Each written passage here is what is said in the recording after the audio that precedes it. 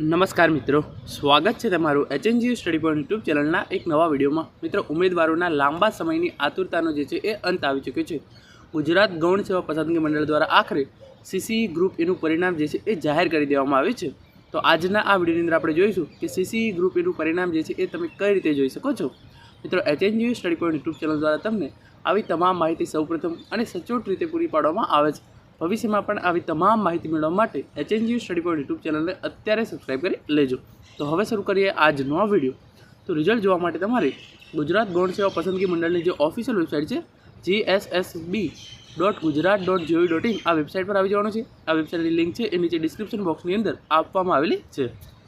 પછી તમે જેવા વેબસાઇટ પર આવશો અહીંયા તમારા સામે એક ઓપ્શન જોવા મળશે લેટેસ્ટ અપડેટ્સ। તમારે એની અંદર જઈ અને વ્યૂ ઓલ છે એના પર ક્લિક કરી દેવાનું છે।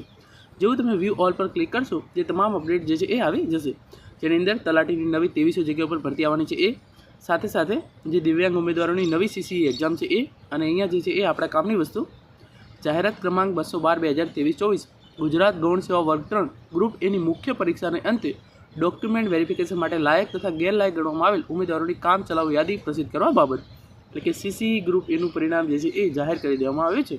PDF ડાઉનલોડ કરવા માટે અહીંયા તમને જે ડાઉનલોડનો ઓપ્શન દેખાય છે તમારે એના પર જે છે એ ક્લિક કરવાનું છે। જેવું તમે એના પર ક્લિક કરશો એની જે આખી PDF છે એ તમારા સામે ડાઉનલોડ થઈ અને ઓપન થઈ જશે। જ્યાં સુધી PDF ઓપન થાય છે ત્યાં સુધી આપણે વેઇટ કરીએ છીએ। જેવી આ PDF ઓપન થશે એવું એની અંદર લખેલું છે ગુજરાત ગૌણ સેવા પસંદગી મંડળ જાહેરાત ક્રમાંક 212/2023-24 ગુજરાત ગૌણ સેવા વર્ગ 3 ગ્રુપ એની મુખ્ય પરીક્ષાને અંતે ડોક્યુમેન્ટ વેરિફિકેશન માટે લાયક ગણવામાં આવેલ ઉમેદવારોની કામ ચલાવ યાદી પ્રસિદ્ધ કરવા બાબત। તો જે છે એ આ પરીક્ષા તારીખ 25/11/2024 થી 27/11/2024 દરમિયાન લેવામાં આવી હતી CCE ગ્રુપ એ અને ગ્રુપ બીની।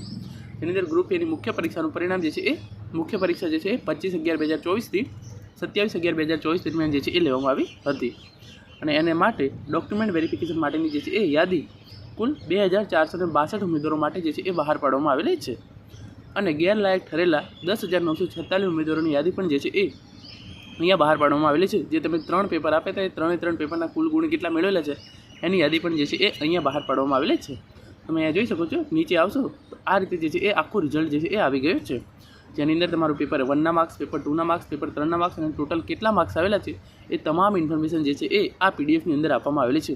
જે આ PDF છે એ તમને ટેલિગ્રામ ચેનલની અંદર ડાયરેક્ટ મળી જશે। તો ટેલિગ્રામ ચેનલની લિંક છે એ નીચે ડિસ્ક્રિપ્શન બોક્સની અંદર આપવામાં આવેલી છે, જ્યાં જઈ અને તમે આ જે છે એ રિઝલ્ટ જોઈ શકો છો, અથવા તો તમે ગુજરાત ગૌણ સેવા પસંદગી મંડળની જે આ ઓફિશિયલ વેબસાઇટ છે ત્યાં જઈ અને પણ આ PDF જે છે એ મેળવી શકો છો। તમે જોઈ શકો છો આ રીતે જે છે એ આખું પરિણામ જે છે એ બહાર પાડવામાં આવેલું છે। તો તમે આ રીતે CCE ગ્રુપનું પરિણામ જે છે એ જોઈ શકો છો। Thank you so much for watching.